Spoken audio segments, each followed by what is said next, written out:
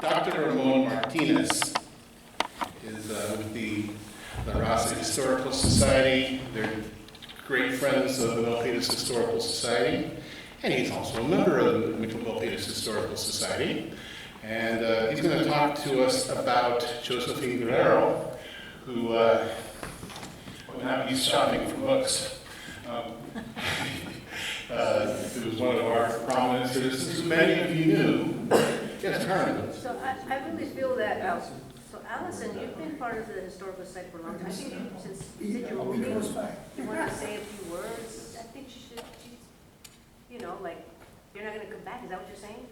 Probably not. Well, then you better say so. I would love for you, is to give you thanks for supporting being part of the. Yes. Thank you. We will miss you. We've known you for decades, so Say some yes. words. All right. Make something up. We appreciate you. Give you this one, Okay, thank you, Carmen. That's very sweet of you. Yeah, so I've been in Milpitas for about, it'll be 26 years in March. And that will be about the time that we plan to be elsewhere. We haven't quite narrowed it down yet. We're going to be house hunting in March, but we're planning to look in the Monterey County area. One of the things I love about this community is it's small enough, you really get to know people, and being part of the Historical Society. I've always, since I came to California, I've been very interested in California history, so it's great to have a group that was presenting information and sharing information about the rich history of this area. And I want to thank Bill for everything that he's done for the Historical Society, and also Joe. They are the face of the Historical Society. And thank everybody for being welcoming and sharing all the information that you have. Yeah, we're letting go of a lot of media. Don't feel like we need to drag that with us, since it'll be in storage for a few months, especially. So we're in that process this month of trying to clear out things that we don't need. And the movers are coming on February 1st. And then we're going to be sort of just taking some time off in February. And our place is going to have contractors all over it. And then in March we will be, our place will be on the market and we'll be house hunting. So this is probably the last Historical Society meeting that I'll be to. I was glad I was able to be here tonight. Thank you. And thanks to everybody. You're not going too far, so you can come back sometime. Well, thank you so much for all your Yes. work, hard work, Thank volunteering. And Grant. Who? And Graham, my husband Graham. Who? All right, Dr. Ramon Martinez, take it away. Thank you, thank you. God, you don't move me too far. I'm Ramon Martinez. I'm the guy who ran and grabbed the first book. No apologies, because hopefully I'm among fellow history people. And that's what we do, we grab. But this one interested me because it's from water in the Santa Clara Valley. That's the history of water. I see it was paid for by Dick Santos, the water district, published by the water district. Anyway, thank you so much for inviting me today. I was going to say, as a way of introducing myself, I'm from Bakersfield, California. A great place to be from if you were from Bakersfield in 1950. And I then wanted to see the world, so I think Uncle Sam heard me, and they gave me a free trip to Germany for 3 years. So anything you want to know about the East German frozen border, I can tell you all about it.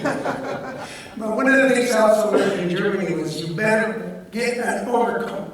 So I said, I'm never going to be cold again. So first thing I did when I came back is I ran to Macy's and I bought the best overcoat I could get. And this is in Bakersfield. I came back to Bakersfield.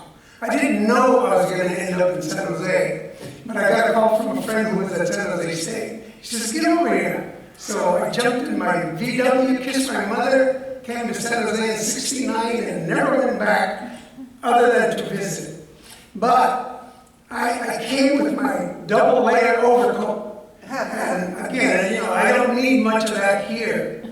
But like all history people, I hung on to that overcoat since 1969, so what is it now? More than 50 years. In December, my wife and I had the annual conversation. We got to get rid of some stuff. And of course, I always say, your stuff is in the way. She said, your stuff. So I saw the coat. I still had it. I've worn it maybe 10 times in 50 years. And I donated the overcoat to Goodwill. So then I woke up yesterday, the thermometer said 35 freezing. So the moral of the story is, no matter what they tell you, don't get rid of your stuff. Anyway, I'm going to talk a little bit about what I know about Josephine Guerrero. I have a feeling many of you know way much more than I do. And so I'm going to hope that this is an interactive conversation. I'm going to talk a few slides, but if you have something to say, just raise your hand and I'll say yes. And then I think your comments will be really make this much more meaningful.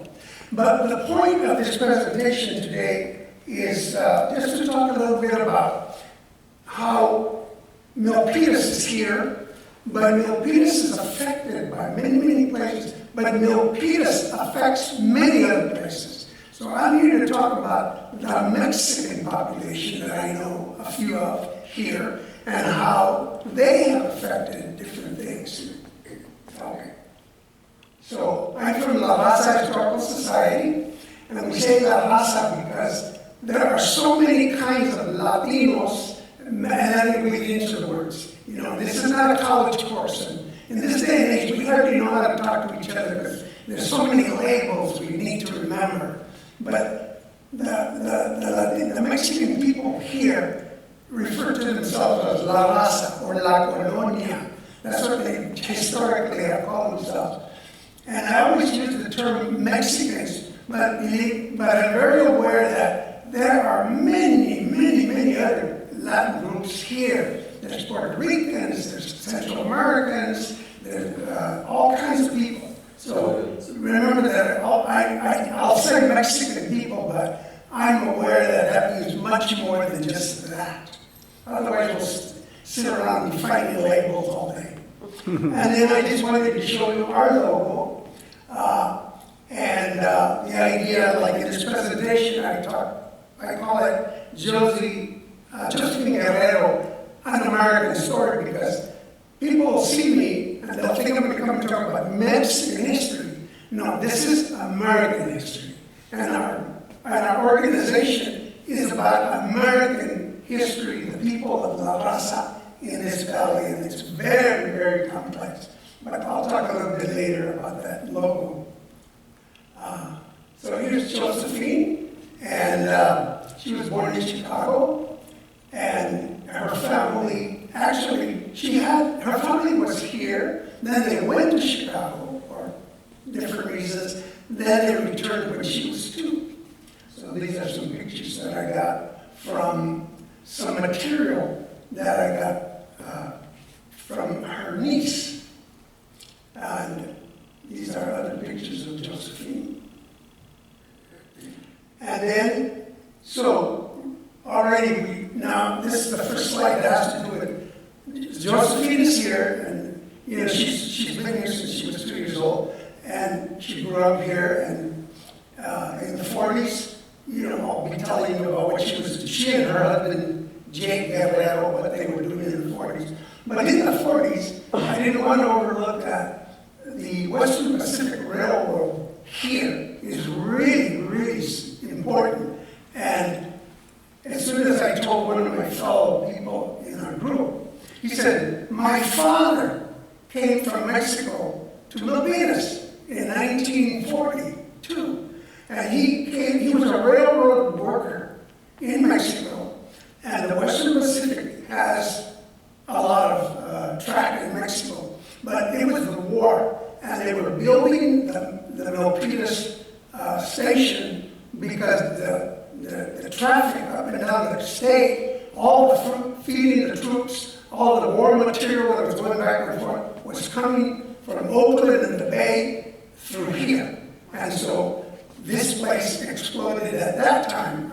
And some of you may know more than I do about the Western Pacific. It was real important. But Gregorio Mora Torres, who's a retired professor from San Jose State, he said, these are pictures of his dad, Magdaleno Torres Rojas, and he's on that locomotive over there. That is in Milpitas. And I forgot the locomotive number. You can read it up there if you look really close. But anyway, he also pointed out that his dad is wearing these. The first thing he did when he came from Mexico is he went down and bought zoot suit pants. You know, big, cool, big pants. So if you look at that closer, he's got these really cool zoot suit pants. And then later on, there he's working on the track. And again, he made a life here. And when you make a life like that, and you have a job, and you have steady income, and you have a pension, your son becomes a professor at San Jose State. This is a picture of the wedding picture for Gonzalo J. Guerrero and for Josephine. And he was in the war. It said in her obituary that he was at the Battle of the Bulge. And it also said Rosie worked at the Joshua Henry iron plant in Sunnyvale. She was a Rosie derivative. And then she came to work for the post office. And I spoke to our historian, Joe. Where are you, Joe? Did we agree that this was a good guess, 45 to 76? Yeah, so we're working on improving this, but you have other pictures, other facts. We're looking for them because we want to develop this whole presentation for the society. Another great picture of her. Again, and when she was young, she had one of the Milpitas cleaners that I understand was basically near on Main Street, right? Close to Corning and Main Street. No, not that far down. Was it by It was like in the middle where the old Taco Bell used to be.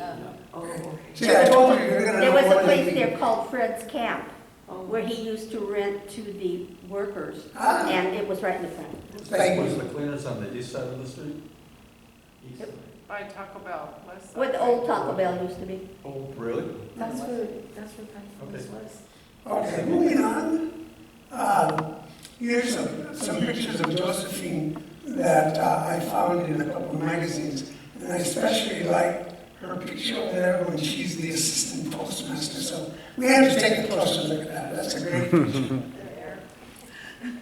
That's the 60s, right? Okay. So when we say that she worked at the post office, again, Joe gave me this picture of that's where today's Anjan food store is. Or used to be. Is it gone? Close. Oh, I haven't been here in a year.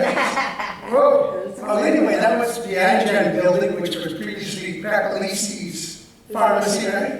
But that was the post office next door. So when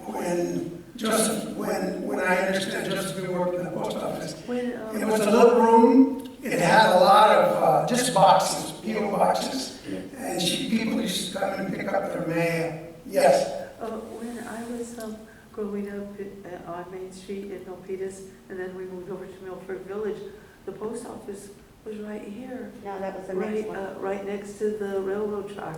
Well, there's been at least 3 post offices that I'm aware of. Railroad This was station. the first. This is earlier. Yeah, this is the first old This is earlier. probably in the 40s and 50s. This is Oh, okay, 53. that's past. 53? Yeah. Yeah. It would be about the 60s. And there's a Milpitas symbol incorporating in 54. That's when this became an official city. And although it's an independent city, Providence went over because the big city slickers from San Jose were still trying to take the town. So the Minuteman was a symbol of the the effort around here to keep this town independent. I'm an old school person. Where's Bob? There he is. And I've talked to him about Samuel there. But I put this picture in there because as we developed this slide presentation, I wanted to have a picture of Frank Fiscalini. And he just passed away, I think it was about 100, just last year. But Fiscalini was extremely important in school systems in this area. One of the basic books about the power of San Jose in the 50s, 60s, 70s named him as one of the top 10 most powerful people in this valley. So we're going to have to see what he had to do with schooling, but here he is in a picture taking keys from somebody for a car. They used to do driver training for James Lick. Because remember, all the kids went to James Lick from here at first. Then there was Samuel Air, right, Mom? Right, we got bus building there. Yes. So What kind of car is that?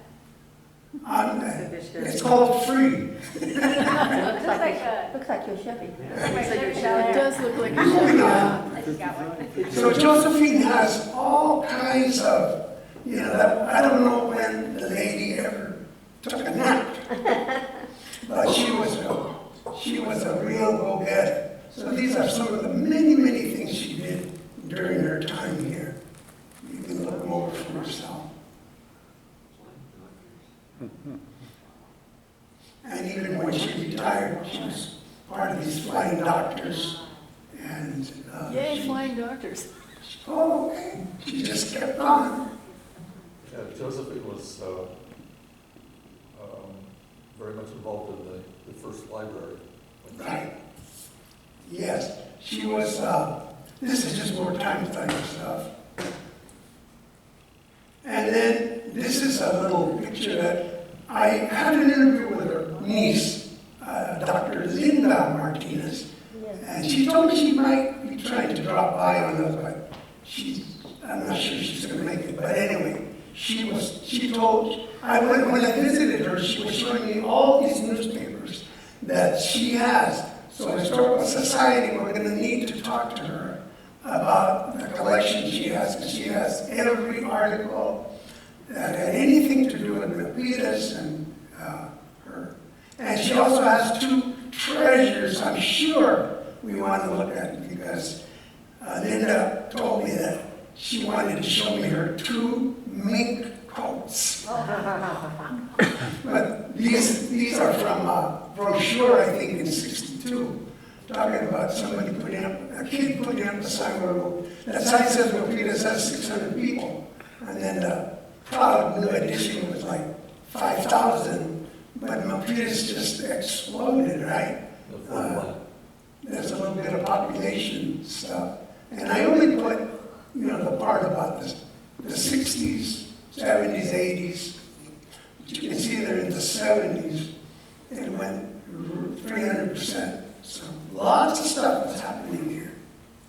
Meanwhile, over in San Jose, there's a magazine called El Excentrico. It was published from 49 till 81, twice a month.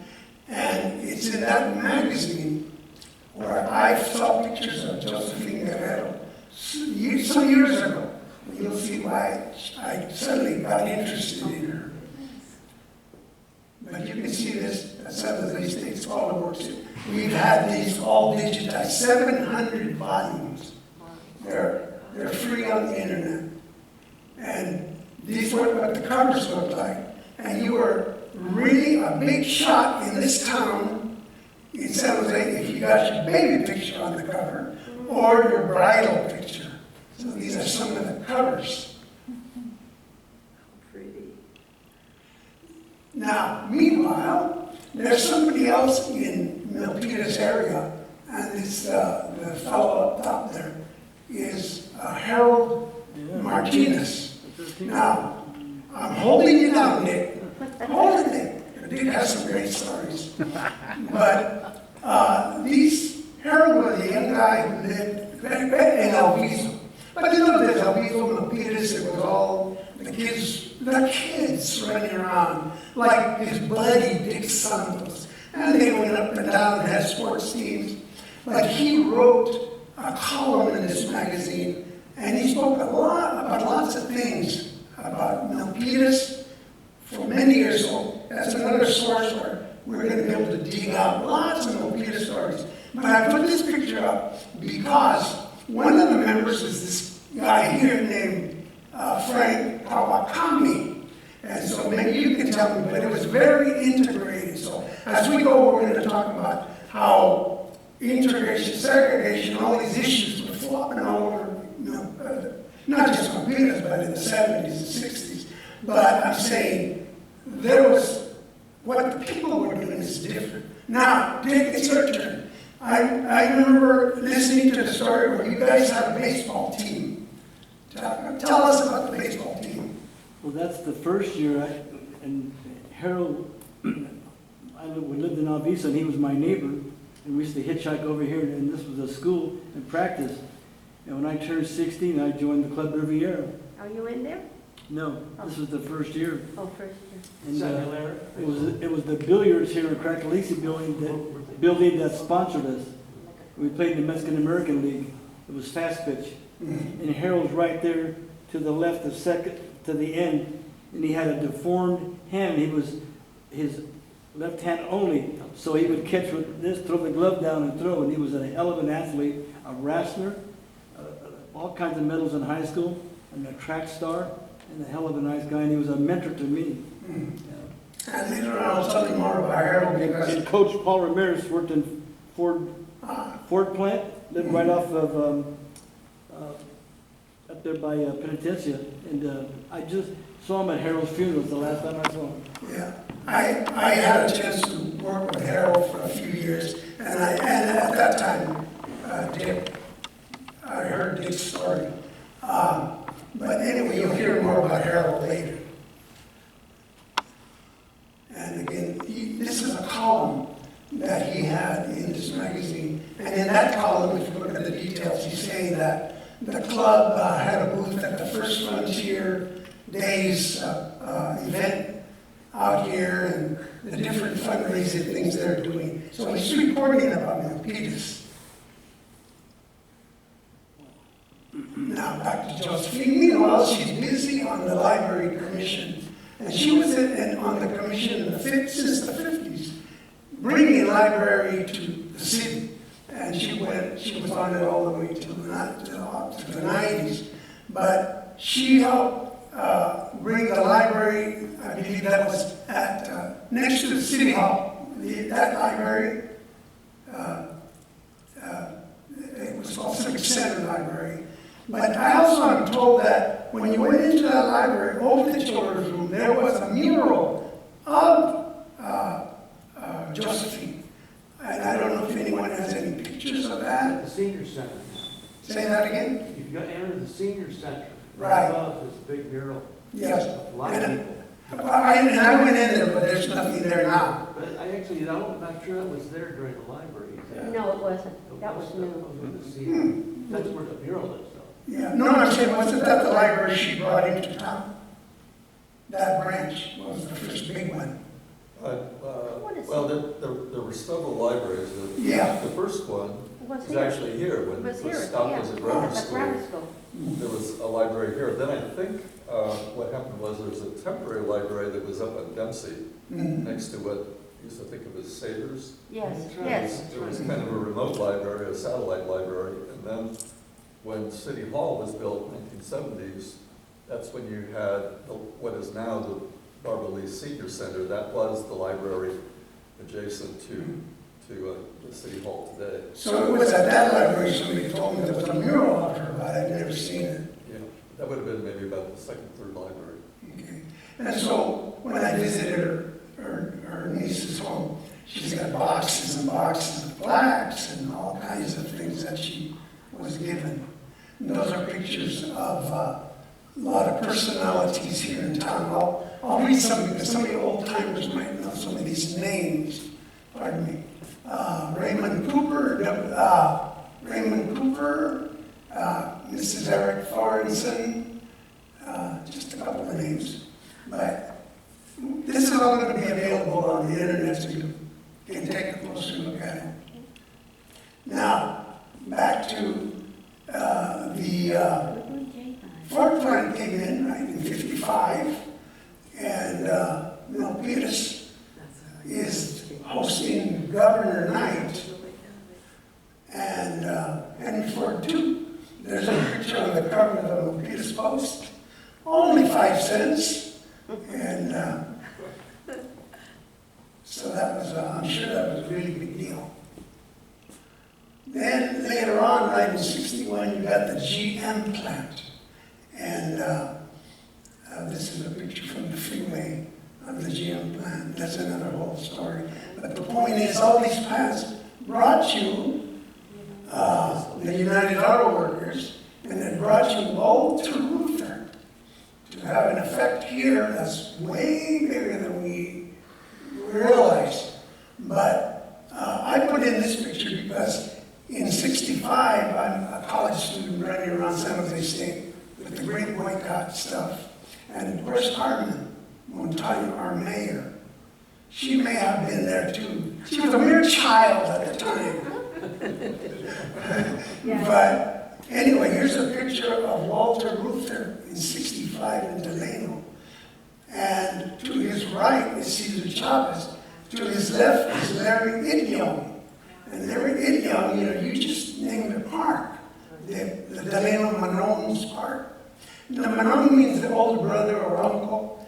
And in those farm worker days, Filipino men came here to work. They didn't allow women to be brought from the Philippines. But all these men were working in the fields of the time, and they started the Great Boycott. They're the ones, and any Filipino you talk to is going to straighten you out on that fact. And Caesar then worked pulling the two groups together, and his group ended up being what we know today. So I used to pick, in the 1970s, every summer we'd go pick grapes in Delano to earn our school clothes, our money for our school clothes, because there were 7 of us, 7 kids. So I was there in the midst of the boycotts and the whole thing. How interesting. Was it 12 years ago, or 13? How old were you then? 13 or 14. She was a baby. Yes. A teenager. Yeah, there's lots of history there. Again, linked to this town. And then again, this is Ben Gross, and he was your city council member, mayor, and he was a United Auto Worker leader, so that didn't hurt being elected to office here at the time. And he actually went on, went with Walter Luther when he left in, I think, 1970 to Detroit, because by that time Walter Luther had turned the United Auto Workers into a social change organization that you'll hear a lot more about. He got involved in fixing the world, and so you sent Ben Gross to that. Then back to 62, here's a picture of Josephine planting a tree at Spangler, and I think the tree was in her honor. And she was also a member of the Green Thumb Club. And it's still around. Yep. Yes it is. Still here. Yes, it Good. We need to know more about them. Anyway, then there was an article in 62 that said Where's that tree at? they planted 50 planters up and down Main Street. That was a lot. And then there's a plaque that they gave for Woman of the Year in 61. Then, here's a picture of, I love that beautiful wagon there. But this is a picture of the Milpitas Frontier Day. I don't know if the picture was at the first one, but I'm saying that the first one, I understand, was 62. Yeah, but first Frontier Day was 62. Okay. And actually, I just don't know if that photo is from 62, I'm not sure. you're right. Okay, anyway, and she was part of something called the BPW, you see that little sign over there, Business Professional Women's Club. And when you look on the internet, you look that up, there was a whole lot more to that club than we are aware of. This is a professional club of women in business that have been around since the 1930s, all over the U.S. But they incorporated finally in 56,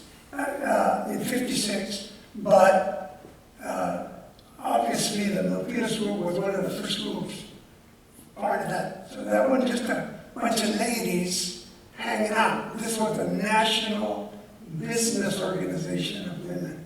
Important ladies. There's Josephine with the umbrella. Yeah, say that again? That's Josephine with the umbrella. I'm sorry, that's who? Josephine. Yes, you mean in the middle? Yeah. Yeah, I just thought that, again, that's a beautiful picture. We need to really look at that one. And then you see the hills behind the mall. So, the good old days. The good old days. And then I became aware of Josephine because I got involved when I retired in this historical society, and I was reading every line of these books, and I read about this lady who was being mistreated in Milpitas, and there's an article about Josephine, and it says that she was the assistant postmaster, and when Ben Rogers, your postmaster, retired, he suggested her to be the new postmaster. But she was interviewed by 5 men from the post office, all Caucasian men, here we go with the labels, and they didn't choose her. They chose another Caucasian man, so she felt like she was slighted. Do you know what his name was? I do not know. Okay. And I don't know if that person was from Milpitas, but whoever followed her, maybe Joe knows. I'm aware of the name, but I can't remember right now. Yeah, and it was a subordinate, and when she went through this legal procedure on a discrimination suit, and eventually they ruled against her, so she was not the one that was actually promoted to postmaster. She tendered her resignation, and the new postmaster, the white guy that got the job instead of her, he said, "You can't go because I don't know how to run the post office." And basically said, "That's your problem." So we'll have to get more of that story into this, and I'm looking forward to working with Joe on this. And again, yeah, and this was a women's equality lawsuit. So it was about women and their condition in life. Then here is another person at the same time that's very busy, who is from Milpitas, and that's Erlinda Garcia. And Erlinda lived here in Milpitas. Some of you might even know what street she was on. I can't remember. But It was Russell Lane. Okay, I did a video that's also posted on YouTube of her relatives here, and they talk about the street she lived on. But she was one of the leaders during the Chicano civil rights movement of the 70s, and I think that when the statues go up about the leaders of this whole region, there's 3 women that are the leaders, in my opinion, but I'm not in charge of the world. Blanca Alvarado, she was around a long time. Second was a lady named Sofia Mendoza, who lived in East San Jose and had a huge impact. And third was Ernestina. So when the monument goes up of the 3 women, to me, she's going to be that. What do you think, Carmen? Yeah, I knew her personally. She was a fighter. Yeah. She was the one, Samuel Air High School at one time. So the reason why we used to have Cinco de Mayo holiday in the school district, Milpitas Unified School District, was because what happened is that back in the late 60s, whenever a student was absent in the yearbook, they would put a sleeping, you know that sleeping with a sombrero? Yes. And so then that was her that fought against that, and so the school district, they did a trade-off, okay, well, we'll do a holiday for you. But that was the reason why, I mean, that was a real racist. Yeah. When they were asked. That article, again, if you look at it closer on your computer, it's talking about her leading parent protests in Milpitas high schools. I'm assuming it's at San Hilaire. It was a senator. Yeah. And there she is, and there's some guy that got in the shot at the bottom. That's Cesar Chavez. And there's a lot more to her. And like you said, she was a militant. So I'm a 35-year-old wannabe administrator wearing a suit and then going to meetings, and then the guys would call and say, Ramon, don't wear a suit, Ernestina's going to be there. Because Ernestina would turn to any of us in a suit and say, you know, you could have fed a family for the price of that tie. You know, those shoes could have been a salary for a month per person. So she did not hold her tongue. Any other stories? Okay, so back to, this is another article. Now, this was actually a little earlier, I believe, in the magazine, but it's in Spanish. And so it's talking about, I'm sorry, that's still the same other article. We'll get to the other one. But that's the facts I just told you that I picked up from the article.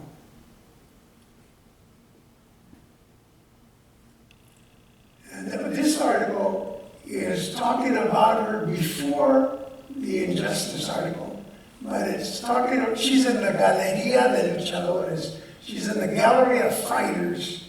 And they're talking about her in that article. That's where that other picture came from. Ramon, look at the bottom, it says dinner will be held at Val's in Alviso.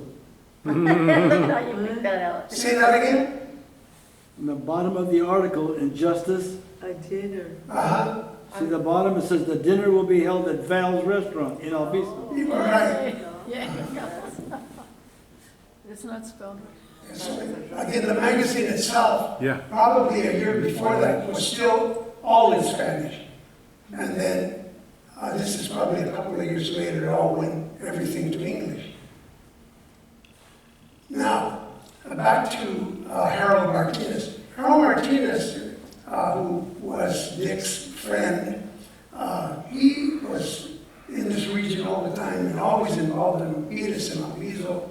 And he became a computer tech person at the time. So he was working in computer tech things, you know, the new stuff very early.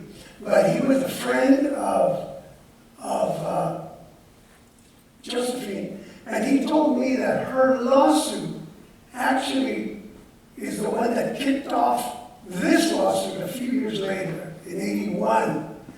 And this is a lawsuit against the Post Office of Northern California. And I'm still looking for what that image means. Somebody told me, Mexican American GI, something or other. well, somebody told me Mexican American government employees, but I don't know what the I is. And I've been looking around for it on the net and I can't find it. But it was called the Image Lawsuit. And you walk around and people will, when you start talking about these lawsuits, people say, the Image Lawsuit. But Harold said that they spent a lot of time talking to Josephine when her case was lost or whatever happened with it. I wasn't sure. But that's when they came up with this one in '81. And this is still in the San Francisco Post Office, that system that runs Northern Cal. But that's also on the internet. Did they win this one? Yes, because this thing is called, let me see if I have it. No detail. Because that article that you can see, it says case and order. It ordered some things to be done. Then after that, this is '77, and when do you think Josephine retired? Anyone know? Retired from the post office? Yeah. 73, I think it was. Okay. So she retired, but she didn't stop. Which was the year that Jake died, by the way. Say that again? It was also the year that Jake died. Of what? Jake died. Oh, Jake. And Jake Oh, was my, seven. Jake was my school bus driver. Oh, okay. Yes. And there's a lot of discussions about Jake in the video that's posted on the internet. That He you was can a see. great man. Yeah. And so he died in 73. And then 5 years later, she met Robert Schenbeck. And they had a relationship for 30 years. And he's the one that had a Cessna plane. And I think he was very related with Alviso. I don't know, because she's involved in the Star of the Sea church and credit union and things like that during this time. Yeah, but also she was the interpreter for the Flying Doctors. Ah, And that's probably, that Cessna probably came into play with that. okay. Yeah, there's her flying doctor certificate. And it's from it's from Sonora, Mexico. The jefe de salud, the health chief of Sonora, Mexico, giving these awards.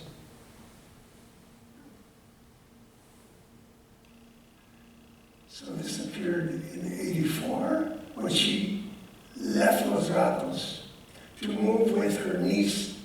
She left Milpitas to move with her niece in Los Gatos. That was '84. And here's some family pictures.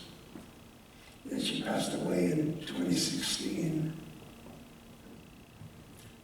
And I did know enough about her so that when I saw the obituary in the paper, I did go to the funeral service. And that's where I met her relatives, and being a history geek, got all their names and numbers, and then went back and did some interviewing.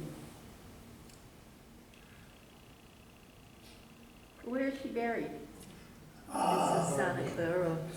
That's what it said. What does it say? It said Santa Clara. The last slide. It's kind Oh, of sad okay. they should have Yes. put her here in Milpitas. Can you ask if the city of Milpitas did anything for her funeral, like, did some? I think we should call the mayor and find out. You know, 'cause we should, even if it's late, we should do something, because she was very instrumental in doing a lot for Milpitas. She's buried at Santa Clara Mission, but there are several cemeteries, but she's Like, buried at because Santa all- Clara Mission Cemetery.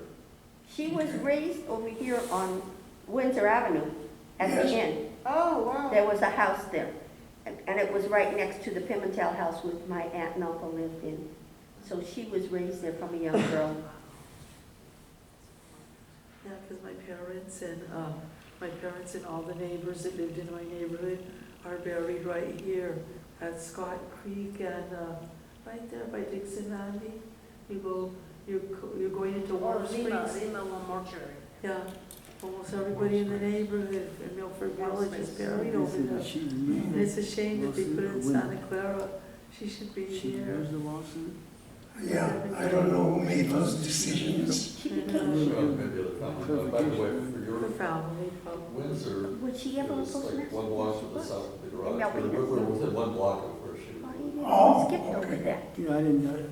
We have a question. Yes. Dick has a question. I didn't get the clarification. Did she win the lawsuit or lose it? I don't know. He said he thought she lost it. Yeah. She lost it, and the subordinate, she was, like I said, she was functioning as assistant postmaster when Ben Rogers was gone, whenever he would be out of town or something. She was, at No, I that got moment, that, she but would be did the acting when she postmaster. got passed over and she sued, She got passed over and. did she sued win on that lawsuit or discrimination. lose it? Yeah, and it was not Ben Rogers that, because he nominated her for his job. No, I read that. Did Yeah. she win or lose? She lost. Lost. And she quit, and the guy that commission that appointed instead of her wanted her to stay. She says, "I'm gone." You know, he said, So "I did don't- I don't- they and so he- did they but he pay her was- to stay? Yes, he stayed because he was appointed. Okay? wanted to But pay the her, point but is she took that off. she was basically, what she basically was saying to him, without necessarily, I don't know the exact words, but she's saying, I'm not going to do your job for you. Right? This is your job. This is your problem. And I do have a couple of attorney friends hunting down that lawsuit itself, and they know much better than I how to search for court records. Yeah, So but we she- can she get lost- a clear picture. She was not appointed full postmaster. So this is a picture of a beautiful little plaque that is in the children's room. If you walk down the hall, on the wall of the children's room, I've never seen that. this is the plaque that's there.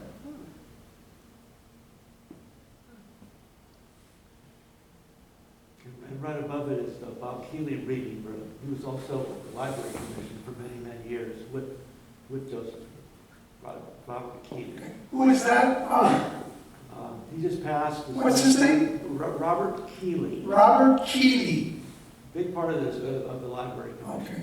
I'll have to take a closer look at those newspapers because she was on the commission for many years and they all say other people's names. We've got the Ed Cappellini Tower at the south end.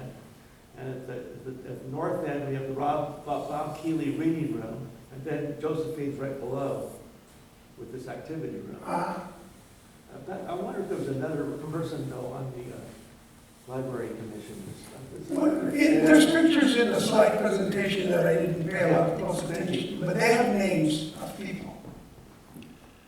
So, this is a picture of her niece and nephew that I interviewed back in 2018, I think.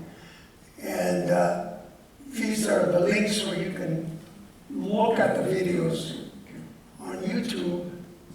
But at the very top, there's a link to the Milpitas Historical Society video because it's the one that shows this town in the 50s and 60s. And like Joe's the one that I said, I can't find a picture of that Crackleese. He says, here, look. He said, so, and if you watch that video, you will also see Bill Hare and his magnificent mustache opening it up. Linda's parents had a pear orchard off of 237 before you get to Alviso. I'm sorry, say that again? Linda's parents had a pear orchard off of 237 before you get to Alviso. Yes. That's where she was raised. Again, when I spoke to her, their family, when they were here very early, they were not poor people. They already were involved in bringing Mexican labor to Milpitas for the Spreckles Sugar Company. So Spreckles, I've read that several places, they tried to make it a go here with sugar. And so, again, the Mexican workers have been doing work here since way before that. And Linda says, but the family went to look for some opportunities in Illinois and other places. But they didn't take too long. In a few years, they came right back. But all those orchards and all this, so we're thinking of Milpitas, but you know, you're part of a gigantic agricultural area back to the Western Pacific.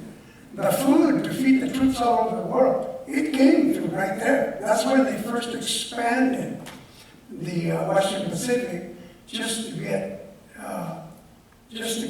all the war material and all the food moving through here.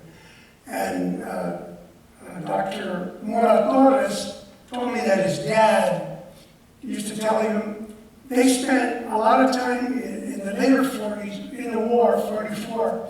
They built a track from Milpitas to Visalia, I think. So they did this was a major artery that I'm sure people who know more about the Western Pacific can tell us about it. Well, what I understood, because my friends, Jackie and Peggy Eckstein, their father, Mr. Eckstein, he worked, they called it the Southern Pacific, where the you know, the train, the house here is by the railroad track right here, close to us. We had I two think it was called the railroads. Southern Pacific We had two Railroad. railroads, Western Pacific So I'm and a Southern little Pacific. confused, why are they saying Western Pacific? So, They're different so railroads, just a child. and we had Two both. different railroads. Oh, really? Okay. Yeah. That's another fact, because So he Western told me, Pacific and Southern Pacific were both passing Yeah. through here? Oh, Dr. Mota Torres told me Western Pacific brought him from Mexico to work on their tracks because he used to work in Mexico. But what his real luck was that he got a job with the Southern Pacific. And he said, that's what got him the pension. He says, then we bought a house in San Jose. And now, like I said, now your kids are professors. And once you get that pension and that kind of stable money, that's what helped them move along. And today, it's Union Pacific. he was like one of the engineers, Mr. Eckstein. So I don't remember who was that, who was that lady there? That's Linda Martinez, That's her niece. his niece. Linda, her brother's name is Joseph. Denise, okay. That's her niece. And they, No, that's Josephine and Jake didn't have Oh, any that's kids. her brother, that's right. So they spoiled these two guys, Linda and Joseph. Are they still around? Yes, Linda, I spoke to her yesterday. I was trying to get her here, but she was gone. So she called me yesterday and I said, well, there's something here. So we'll get her here, but especially we need to visit her to talk about all their files. They got a lot of stuff. But Joseph passed away in the last couple of years. Really? Yeah. He was younger than her.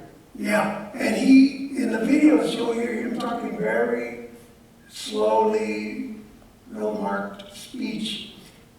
At that time, I wasn't aware, but my wife now has Parkinson's, so I recognize it. So he had Parkinson's at the time. Oh, really? Oh, yeah, and I asked her about that, and she said, yeah. She says, when you interviewed, he was starting to slow down, but we didn't know why. Okay. So they still didn't know, but he died from Parkinson's about 5 years ago, she said. So thank you very much. Thank you.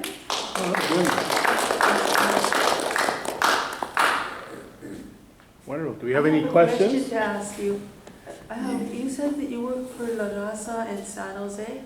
We have a historical society. Did you work with Sonny and Linda Lara? Yeah, I know Sonny and Linda. Yes, Yeah, my nephew is their son-in-law.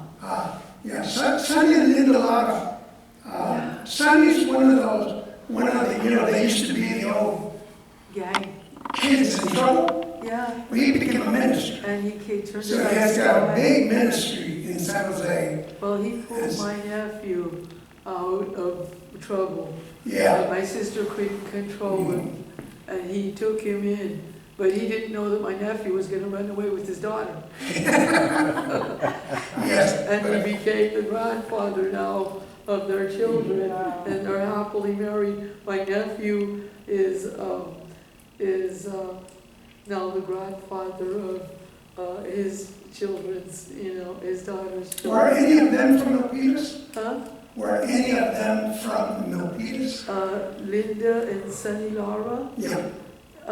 not that I know of, I just know them because the family took them in, and my sister kept saying, they operate La Raza, La Raza, because we're not Mexicans, so we were like, what is that? And then they told us, La Raza is a historical, and when you named that, it was clicking in my head, Sonny and Linda Lara, and they're two very beautiful people. I met them in person, and I met them at the wedding. Yeah, but also, like I said, it's just a common term that people use. Yeah, and Well, we use it because, like I said, we're trying to say there were many groups. it was on Jackson Avenue. Yeah, there were many And, groups. they're very heavily involved in that. Sonny went from drugs to God. And he became a very prominent man. Yes. And his wife, and he was saying, bring me all those kids in the street that are getting messed So up. Gladys used to live in Milpitas, and so she has a lot of history about Milpitas. Someday we'll show. Yeah. I have a couple of other videos up. One is, I mentioned it to you, Ernestine and Santos.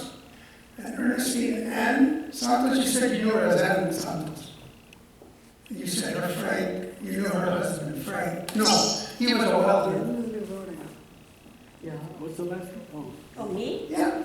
You told me that about Ann Pimentel. Yes, Ann Pimentel. What was her husband's name? Louis. Louis Pimentel. They lived next door to Josephine, Okay, well, when they lived here on Windsor. I interviewed her, and I didn't even know that. In fact,